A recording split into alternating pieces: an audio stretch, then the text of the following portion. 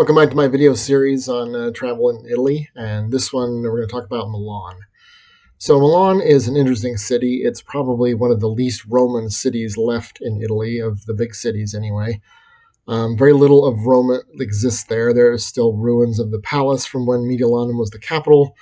Underneath the city library, there's pieces of the Forum.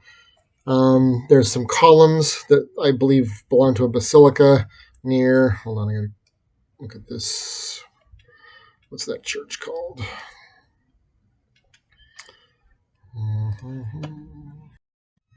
Okay, it's called the Columns of San Lorenzo at the Basilica of San Lorenzo.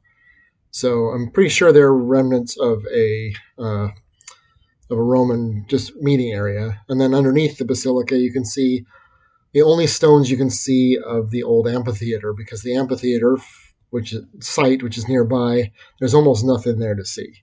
So it's one of the only coliseums I know of in the world that has been completely disassembled by the people. Now, there's some cool things about Milan. It's a modern city with a long history. History under the Lombard rule and under the Romans, of course, and in the Middle Ages.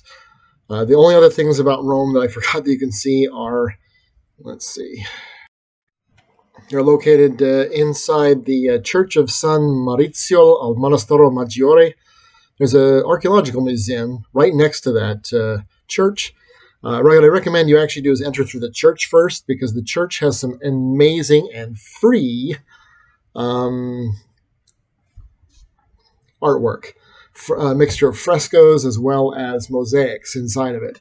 And then you'll dump out into the paying area of the Civil Art Museum. So for your best bang for your buck, I recommend that you visit the Civil Archaeological Museum attached to the Church of San Maurizio, the Castle Sferranzano, and the Dome. And here's why. So the Civil Archaeological Museum is €5. It has several floors inside of it, or each floor is a different stage of the occupation of the area. There's a floor about the Etruscan period, a floor about the Roman period, and then a floor about the medieval period. And you get to see two things: the last standing tower of the wall built around the city of Milan, and one of the towers that was at the end of the Roman circus. In fact, it's the only tower from a Roman circus that I know of that's still standing in the Roman Empire. It's the clock tower of the church. So if you go out there's a sort of grassy area with some like stones laying there randomly, including pieces of the road that have grooves in them from wagon wheels. I'm sure they've been moved there, but you can see that particular tower because it's the bell tower now. So of course they've been modified, but it's all that's left. There's a section of wall that to get into the museum you have to go through, that they've cut a hole in, so you can see the wall and one of the towers and then part of the circus. Then I recommend you go to the castle. So that museum was €5. The castle is also €5. The entire castle, I think, is a museum. And you can see all the museums in the castle for €5. It has the largest collection of musical instruments I've ever seen, the largest collection of pianos. It has a huge section on ceramics, Roman era, the medieval period, weapons, the armory. There's artwork in there, all sorts of things. And I told older British woman, after I was helping her get her locker open at the end, I said, this would be a great date night because it's €5 so each, and you can spend hours in there and have a good experience and have a good conversation. So I definitely recommend the castle. And then there's a park around it too. The park's sort of but the castle has a really cool museum inside of it. And then, of course, there's the cathedral that everyone goes to. The cathedral in Milan is interesting for a few reasons. Number one, it has several different tiers of entry tickets. The basic entry ticket of €10 gets you into the cathedral, but you don't see the whole thing, and access to the museum, which was nice because it's the only one I've ever been to that has a museum, so that if you don't have a guide, you can go through the museum and sort of get an idea of what you're seeing or that you are going to see. So I'm not sure if I recommend the museum first or last, but it did give me some context to things that I saw because I didn't pay for a guide. The second thing is that cathedral was only finished in 1956, so that makes it one of the newest Catholic cathedrals in the world, even though it's very ancient design. So for €10, you can see the cathedral itself and the museum, so it's a great combo ticket. Milan is a very expensive city um, because of uh, the fashion district. There's a whole slew of upper tier shops, and it's a bunch of luxury goods, pretty much on the northeast corner of the fashion district. I only walked through it once because basically it's just high end shops. Right now, Milan is hosting the Olympics this year, so there were a lot of things that were evident. There was soldiers everywhere, and there was stuff decorated for the Olympics that are coming up. They'll be holding the opening ceremony in Milan and the closing ceremony in the Colosseum in Verona. So if you're headed over there, that'd be pretty cool to see, even if you're not there for the closing ceremony, because Verona has a pretty decent Colosseum that's got a huge plaza around it. It's two-thirds the price of the one in Rome, so I don't think it's necessarily worth it unless it's the first one you've ever seen, because the one in Rome is the biggest one and the most complete one that's still standing.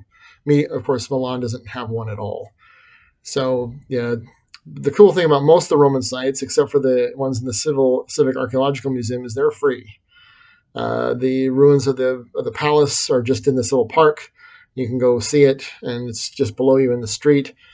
If you can get into the library and go downstairs in the basement, that's free. Of course, the tower and the towers are in the museum. There's, of course, not a lot left of the Roman Empire there because the city has been an important hub during the Lombard period, the Frankish occupation, and then during the kingdoms of northern Italy, up and through the Middle Ages. So it's been an important city. It's been built over many times.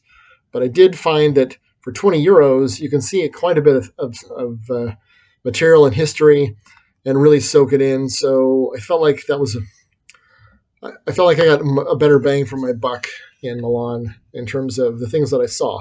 Now, you have also the option, if you want to go see the original Last Supper by Leonardo da Vinci, which is also in the city of Milan. According to the internet, I didn't go check. I should have when I was standing outside the church. According to that, it's 75 euros just to get into that church. It's just a standard-sized basilica. It's nothing special. And I'd already seen the knockoff in the Vatican Museum, so I didn't figure I was interested in paying that. But most of the churches are free, so you can go in and see stuff. That's the only one that I remember paying for, that and the cathedral itself, of course. There's a lot of food options available that don't seem to be overpriced, which is nice about Milan. And the train station, despite what the internet said, was actually pretty clear and pretty clean. I didn't seem to see a lot of vagrants or criminals. Of course, it was very busy, and it's huge. One of the biggest train stations I can recall being in some time. So if I hadn't been in Milan towards the end of my trip, I think I would have enjoyed it a lot more. But I would, even though it's not one of the big three, I'll do one on the big three. I definitely think that if you're going to go to Italy, then you should go spend at least a day or two in Milan and see some of the museums, because they are good bang for your buck, and because it's not a popular city yet in terms of those kinds of things, you can still see them for a decent price. Of course, Milan also has really nice public transportation. I didn't use it. I did a lot of walking, but they've got subway and streetcars. Oh, they have archaic streetcars like you used to see in San Francisco. So that was kind of cool too. So it's a very interesting mix of modern and old-fashioned, which I thought was pretty cool that they've managed to merge together. Anyway, those are my thoughts on Milan. I think it's worth seeing. And like so many other trips I've taken, the things that are not the big draw tend to be far more interesting. And we'll talk more about those in the days to come. Anyway, travel often, travel wisely, and Godspeed.